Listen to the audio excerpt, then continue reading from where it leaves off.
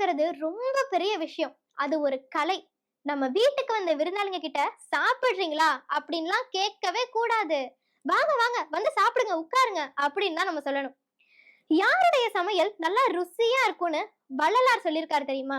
யாரு முதல் நாளே நாளைக்கு என்ன சமைக்க போறோம் அப்படிங்கறத யோசிச்சு அத மனசளவுல செஞ்சு பார்த்துட்டு நாளைக்கு போய் அதை நேர்ல சமைக்கிறாங்களோ அவங்களுடைய சமையல் தான் நல்லா ருசியா இருக்கும் அப்படின்னு வள்ளலார் சொல்லியிருக்காரு.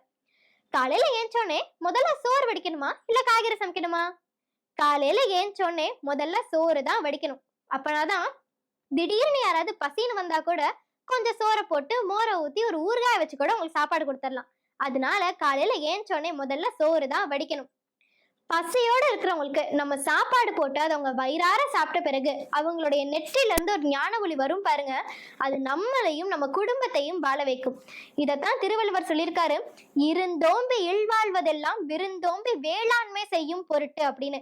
இதுதாங்க நம்ம தமிழர்களோட பண்பாடு.